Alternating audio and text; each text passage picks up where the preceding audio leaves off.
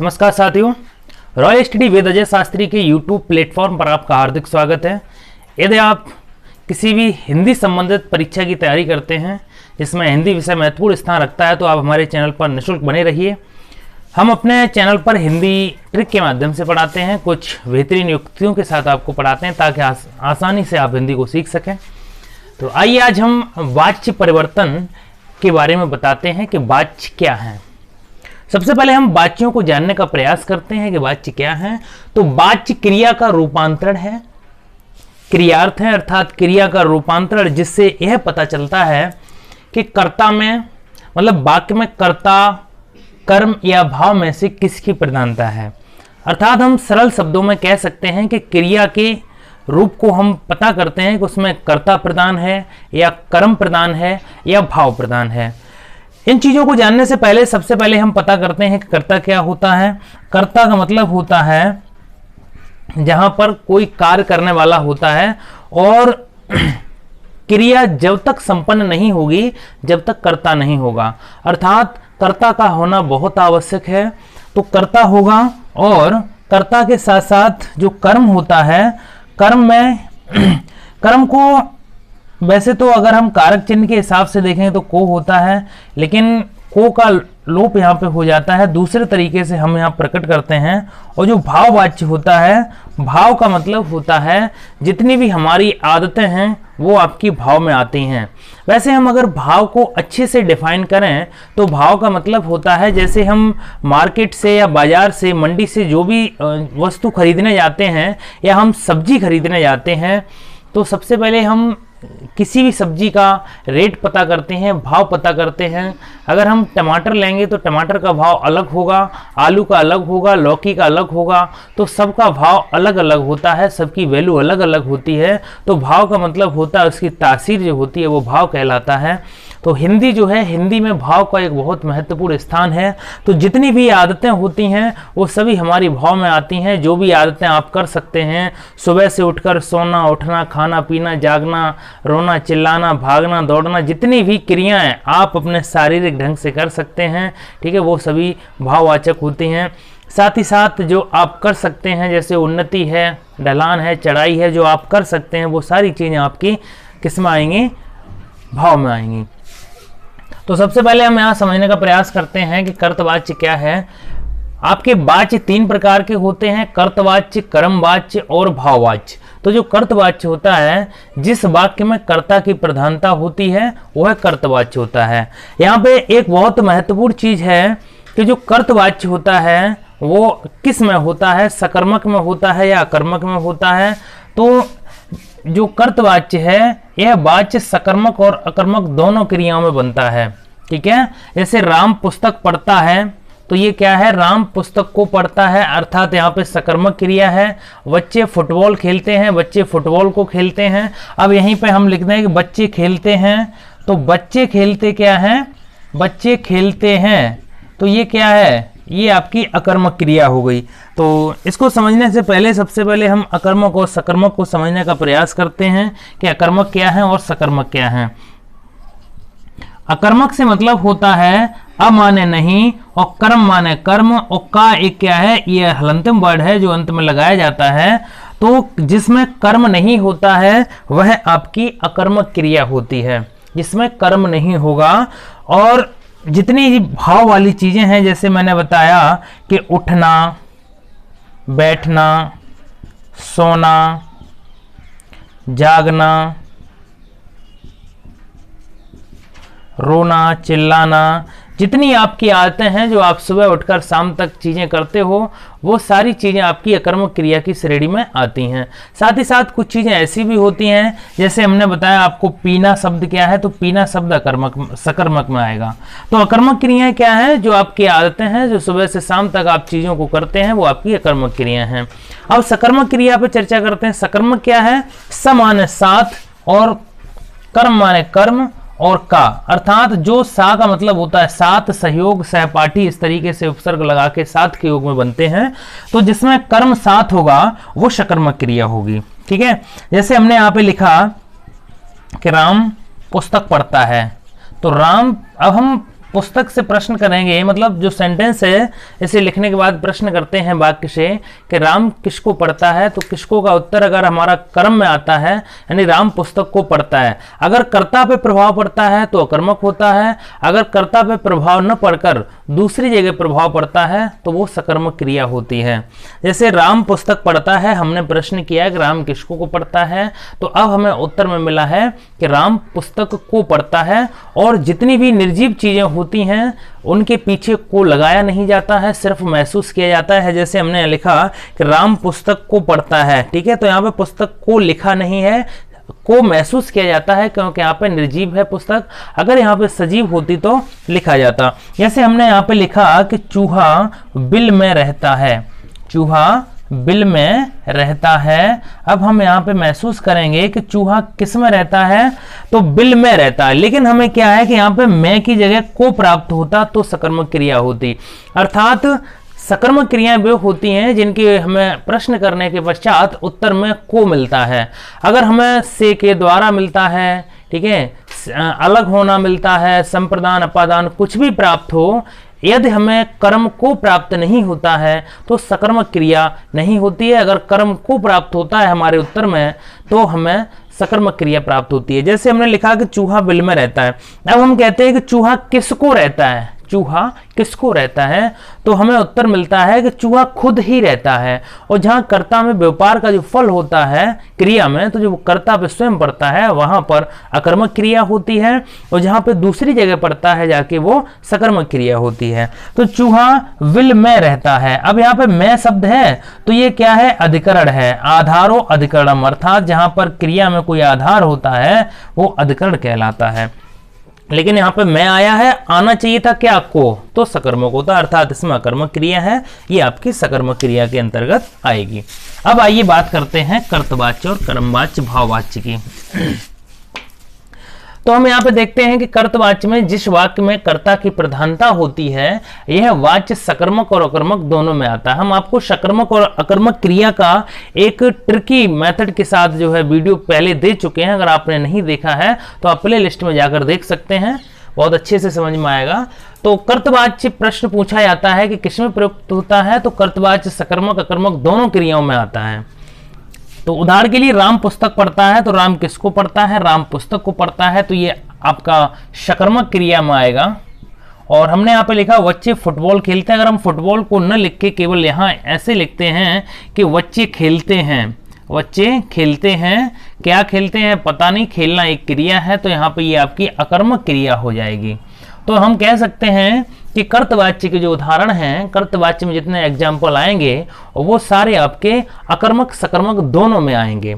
अब बात करते हैं कर्मवाच्य। कर्मवाच्य में क्या होता है कि बात को दूसरे तरीके से कहा जाता है, जो व्यवहार का फल होता है वो सीधा किस पे पड़ता है, कर्म पे पड़ता है। जैसे जिस वाक्य में कर्म की प्रधानता होती है वह वाक्य सकर्मक होता है, वह वाक्य सकर्मक से बनता है, ठीक है। तो कर्म वाच्य है, इसमें हमेशा सकर्मक क्रिया आएगी। जैसे हमने लिखा कि राम के द्वारा पुस्तक पढ़ी जाती है। अब यहाँ पे क्या है कि ऊपर जो सेंटेंस था कर्तवाच्य, उसमें सीधा सा आपको दिया था कि राम पुस्तक पढ़ता है, राम पुस्तक पढ़ता है, ठीक है, बच्चे खेलते हैं। अब यहाँ पे क्या है कि राम के द्वारा पुस्तक पढ़ी जाती है, ठीक है, यानी राम के द्वारा पुस्तक पढ़ी जाती है। अब ये द्वारा शब्द लगने से क्या हो गया है कि क्रिया सकर्म मतलब कर्म वाच्य में आ गई है। अब कर्म क्या है, पुस्तक। देखिए हम यहाँ पे समझाने का प्रयास करते हैं कि राम के द्वारा पुस्तक पढ़ी जाती है, तो राम क्या है, राम एक कर्ता है, कर्म क्या है, पुस्तक, ठीक है। जो कि मैं पहले ही बता चुका हूं कि जो भी क्रियाएं होती हैं अगर क्रिया में कर्ता नहीं होगा तो क्रिया संपन्न नहीं होगी, ठीक है। तो क्रिया में जो सेंटेंस है उसमें क्रिया संपन्न करने के लिए कर्ता की आवश्यकता बहुत है और कर्म कुछ होना चाहिए, ठीक है। क्योंकि हम कर्म वाच्य पढ़ रहे हैं तो राम क्या है, राम करता है, क्रिया क्या है, मतलब कर्म क्या है, पुस्तक, और क्रिया क्या है, पढ़ना, ठीक है। अब यहाँ पर राम पुस्तक पढ़ता है कर्तवाच्य है और इसे हम कर्म वाच्य में चेंज करवाएंगे तो राम के द्वारा पुस्तक पढ़ी जा रही है। के द्वारा और से, ठीक है। अब देखो यहां पे क्या है कि सीता से नाचा जा रहा है, ठीक है, यानी सीता नाच रही है, ठीक है, सीता से नाचा जा रहा है, राम के द्वारा पुस्तक पढ़ी जाती है। तो यहां से हम क्लियर कर सकते हैं कि राम के द्वारा पुस्तक पढ़ी जाती है, ठीक है। अब जैसे हमने लिखा इस तरीके से समझिए कि राम पत्र लिखता है, ठीक है, राम पत्र लिखता है, यह कर्तवाच्य का उदाहरण है। अब इसे हम कर्म वाच्य में चेंज करेंगे तो हम पत्र की प्रधानता करेंगे कि राम द्वारा या राम के द्वारा पत्र पढ़ा जा रहा है, राम के द्वारा पत्र पढ़ा जा रहा है, इस तरीके से हम लिख सकते हैं।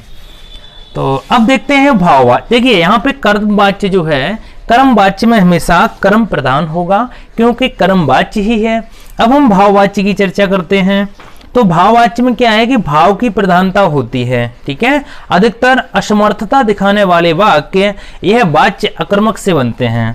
अधिकांशतर हमने देखा है कि जो वाच्य हैं उनमें असमर्थता दिखाई जाती है कि हमसे ये काम नहीं होता, लेकिन जरूरी नहीं है कि नहीं वाले शब्द आए। बाकी लोग क्या हैं, कितनी ही बात कह के टाल देते हैं कि जैसे हमने यहाँ पे लिखा कि सीता से नाचा जा रहा है, सीता नाच रही है, वैसे ये भाववाच्य में आना चाहिए था, लेकिन ये कर्म वाच्य में है क्योंकि नाच रही है, सीता खुद नाच रही है, ऐसे हम यहाँ से हटाते हैं, ठीक है। तो भाववाच्य में क्या है कि राम से अब दौड़ा नहीं जाता, ठीक है। अब यहां पे से शब्द आएगा, मुझसे हंसा नहीं जाता, ठीक है, मुझसे हंसा। अब यहां पे से देखते हैं, यहां पे द्वारा आएगा, यहां पे से आएगा, लेकिन यहां पे द्वारा वाले शब्द आएंगे, अवश्य आएंगे। जैसे महेश पत्र लिखता है तो महेश से पत्र लिखा जाता है, ठीक है, या महेश द्वारा पत्र लिखा जाता है, दोनों सेंटेंस आपके सही होंगे।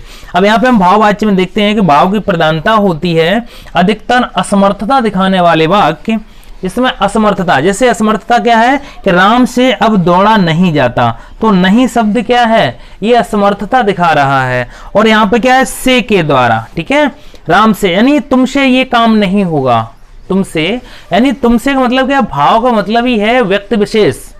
आप पहले भाव को समझें, भाव का मतलब क्या है, व्यक्ति विशेष, और व्यक्ति विशेष अगर किसी काम में असमर्थता प्रकट करता है तो वहां पर आपका भाववाच्य होगा। जैसे मुझसे हंसा नहीं आता, अब मैं क्या हूं, मैं एक व्यक्ति विशेष हूं, मुझसे हंसा नहीं आता अर्थात मैं असमर्थता प्रकट करता हूं, ठीक है, हंसने में असमर्थ हूं, अर्थात यहाँ पे क्या होगा, यहाँ पे आपका भाववाच्य होगा। मुझसे हंसा नहीं जाता, मुझसे रोया नहीं जाता, गाया नहीं जाता, सोया नहीं जाता, पिया नहीं जाता, जितनी भी आदतें हैं जो हम कर सकते हैं और उसमें हम असमर्थता प्रकट करते हैं, किसके साथ, से के साथ, मुझसे, मुझसे, तुमसे, आपसे, उससे, ठीक है, इस तरीके के प्रश्न आएंगे वो सभी भाववाच्य होंगे।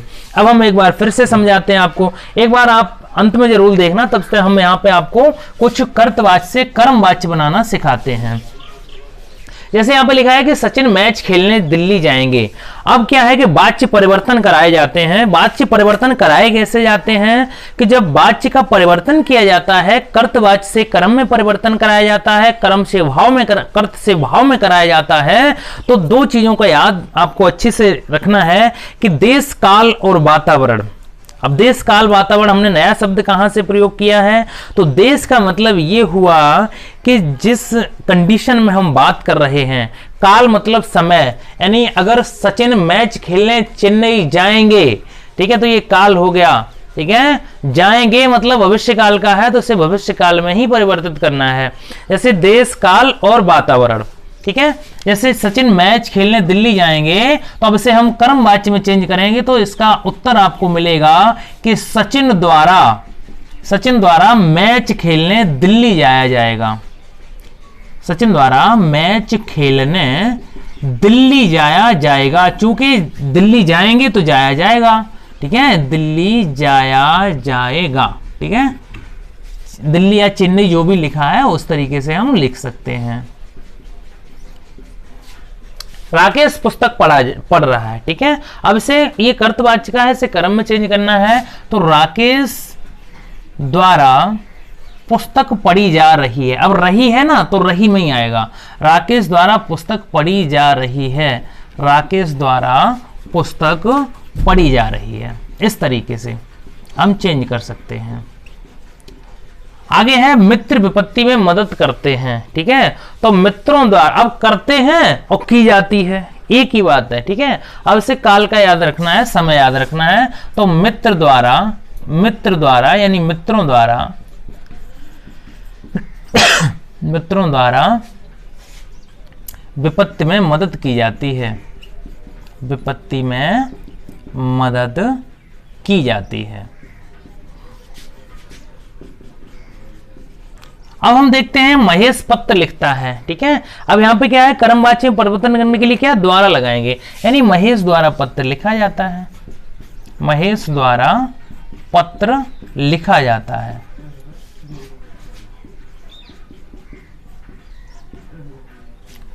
फैक्ट्री बंद कर दी, ठीक है। अब फैक्ट्री बंद कर दी, कर्तवाच्य। अब इसे कर्म में चेंज करना है, ऐसे बताना है कि किसी के द्वारा की गई है, ठीक है। तो इसका भाववाच्य होगा फैक्ट्री बंद करा दी गई, फैक्ट्री बंद करा दी गई, ठीक है। गर्मियों में लोग खूब नहाते हैं, ठीक है। अब इसे भाववाच्य में चेंज करना है, ठीक है। अब तक यहाँ पे हम कर्म में कर रहे थे, अब इसे भाव में करते हैं कि गर्मियों में लोग खूब नहाते हैं। तो हम इसे लिख सकते हैं गर्मियों में लोगों द्वारा, ठीक है। यहाँ पे द्वारा भी आएगा, ये मत याद कर लेना। गर्मियों द्वारा खूब नहाया जाता है, खूब नहाया जाता है। अब देखिए हम आपकी संशय दूर कर दें कि गर्मियों में लोगों द्वारा खूब नहाया जाता है, ठीक है। लोगों द्वारा खूब नहाया जाता है। अब देखिए क्या है कि लोगों द्वारा खूब नहाना, क्या है, नहाना एक भाव है। अब इसमें कर्म नहीं आ रहा है, ठीक है, ये इस वजह से। अब है पक्षी रात में सोते हैं, तो पक्षियों से रात में सोया जाता है, ठीक है। पक्षियों से रात में सोया जाता है।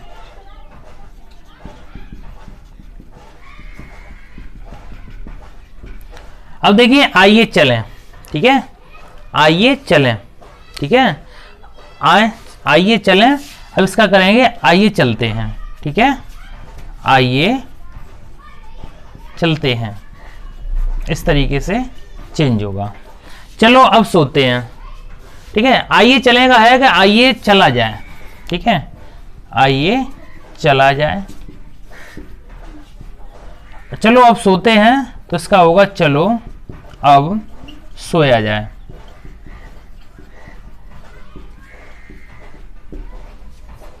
अब चलते हैं, ठीक है, अब चला जाए, अब चला जाए, किससे, खुद से, भाव है ना।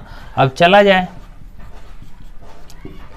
बच्चे शांत नहीं रह सकते, तो बच्चों से शांत नहीं रहा जा सकता, और बच्चों से शांत नहीं रहा जा सकता।